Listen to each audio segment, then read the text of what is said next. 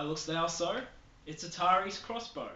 It's an arcade-style shoot-'em-up, one of the forefathers of the modern first-person shooter genre. Is it any good though? Let's have a look. The first thing you'll see when you load up your Crossbow is a map screen, and on the Atari 2600, this is an achievement worth acknowledging. It might not sound like a lot, but having end-of-level results, game over screens and a demo mode all point to a high caliber of Atari title. Navigating the map screen isn't very intuitive though. To move, you have to shoot these thick green and red bars on the bottom of the screen. Though there's no clear indication of what they do, it soon becomes clear that green takes you along an easy route, whereas red gives you the fiery volcano of death. The goal of the game is to escort your friends through the danger zones by shooting obstacles and enemies with a titular crossbow. Well, probably a crossbow. With only the reticule to go by, it's just one short anachronism away from just being a gun. Aside from the lack of crossbow, the visual detail in this game is impressive. All the sprites resemble what they represent, and the background details, like lava flows and cacti, bring the landscapes to life. The sound?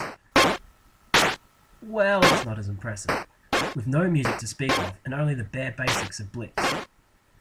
The gameplay itself is simplistic fun, which is bolstered by the variety between levels.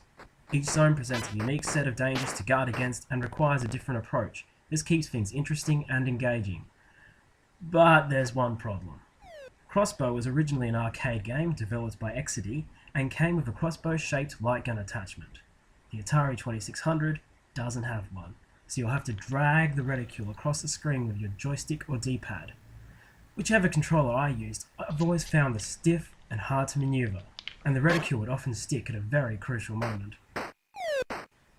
The Atari version of Crossbow came out in 1987, when households across the world knew the joys of the NES Zapper and its library of games.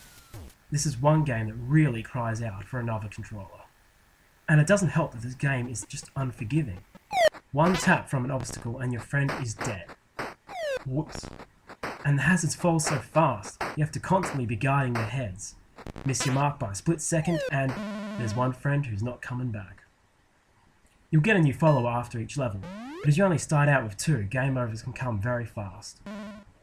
Overall though, this is a high quality game for the Atari 2600, making good use of developer experience with the now 9-year-old system. Through its strong visual presentation, Crossbow tells a clear story and gives the players a compelling objective to meet. There's only one thing holding it back from classic status: the ability to play with a light gun as it was meant to be played. But hey, at least you can still play it on a modern television.